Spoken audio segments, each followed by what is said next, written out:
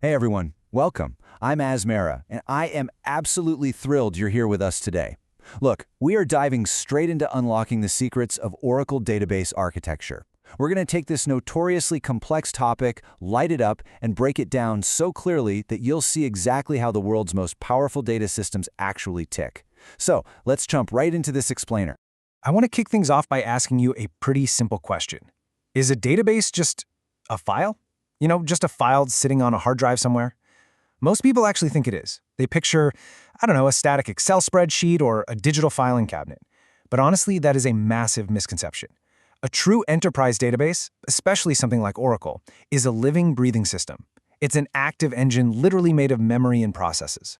And that perfectly brings us to the Oracle database instance. Take a look at these two main areas. Right on top, you've got your memory structures, and just below that, your background processes. Now together, these two halves make up the brain and the heartbeat of the entire system. And the crazy part? All of this is happening before a single piece of data is ever written to a physical disk. So if we want to be formal about it, the definition of an instance is a set of background processes and memory structures that operate on stored data. But as your mentor here, I really want to bridge the gap between all this English tech jargon and the real world. In Amharic, we can actually think of the instance as a Hial Sarat, literally a living system. It's that active working environment that totally wakes up the moment you start Oracle, completely ready to process every single query your users throw at it. Wait, did you catch that?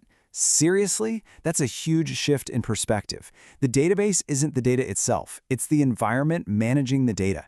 I really want you to keep that living system idea in the back of your mind because now we're going to zoom right into the biggest part of its brain.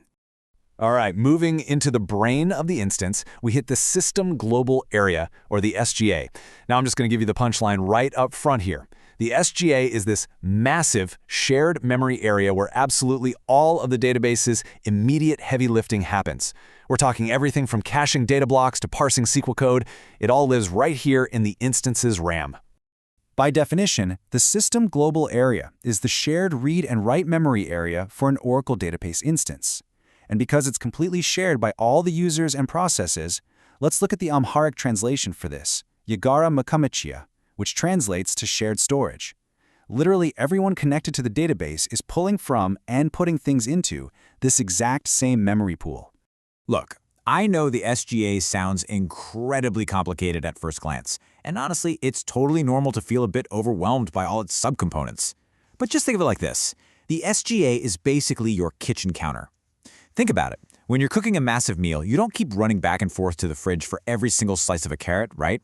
No, you bring all your ingredients out to the shared counter, do all the chopping and prep work right there, and everyone in the kitchen uses that exact same workspace. That is exactly what the SGA does. It prevents the database from having to slowly read from the physical disk every single second. Now, sitting right on that kitchen counter are three mandatory components that Oracle simply cannot function without. First up, the database buffer cache. This holds the actual data blocks you just queried or changed. Second, you have the redo log buffer, which is basically the emergency diary of every single change you've made. And third is the shared pool. This one actually caches the SQL commands themselves, so the database doesn't have to waste time figuring out how to run the exact same query twice. Okay, now let's contrast that big, busy shared space with the Program Global Area, or PGA. Notice how totally different this architecture is. The PGA is a non-shared memory region. It is entirely private. You get one PGA, existing exclusively for one specific server process. It is completely isolated from all the shared chaos going on over in the SGA. So if the SGA is our shared kitchen counter, the PGA is more like a file clerk's temporary workspace. Imagine a clerk handling a very specific request just for you. They clear off a small desk, pull out your specific folders, sort your documents, and the second your transaction is done, boom, they wipe the desk completely clean. That's the PGA in action. It handles your session variables, your sorting operations, and private SQL areas, and then it just vanishes when the work is done. Hold on a second. Wait, why is the redo log the database's diary? I know we just briefly mentioned the redo log buffer a second ago, but let's take a beat to see why this is the absolute lifeline of Oracle's entire memory architecture. Okay, so when you change a piece of data, let's say updating an employee's salary, that change actually happens right here in the memory first. This makes the database incredibly fast. But Memory's volatile, right? If the power goes out right at this exact second, any data just sitting in RAM is completely gone. So Oracle uses the redo log to instantly record the intent of your change to a secure file. It does this even before the actual data blocks are permanently saved to the hard disk. Let's actually break down exactly how this data moves, step by step. It's like a perfectly choreographed dance. First, your server processes write the transaction details directly to the redo log buffer in memory. Second, a super fast background process called the log writer, or LGWR, instantly writes that buffer content to the physical online redo log on the disk.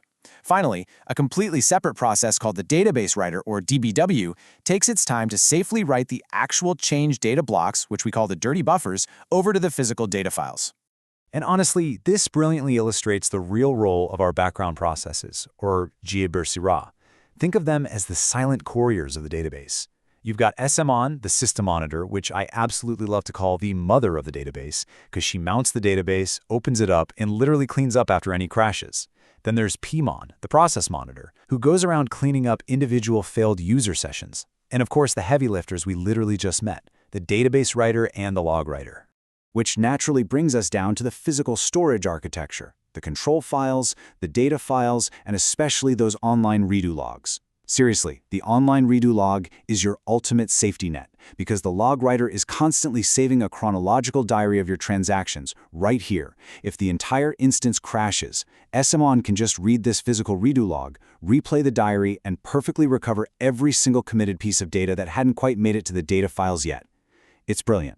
You know, I really want to take a second to tell you why all of this actually matters. Mastering these exact architectural flows, truly knowing the difference between the SGA and the PGA, or really understanding how that log writer comes in to save the day is exactly what led to over a decade of database success for me at massive institutions like Hybrid Bank and the Ministry of Revenue. When you understand the engine, you can tune the car to win the race. This exact knowledge is your foundation for a truly massive career in IT. So the really crucial point here is, are you ready to build this community together? If you found this explainer helpful, please share this with a friend who might be pulling their hair out over their IT exams right now. Because now that you know how the Oracle engine truly works under the hood, the real question is, what kind of massive data problems will you build the power to solve next? Let's conquer database mastery together. I'm Asmara, and I'll see you in the next one.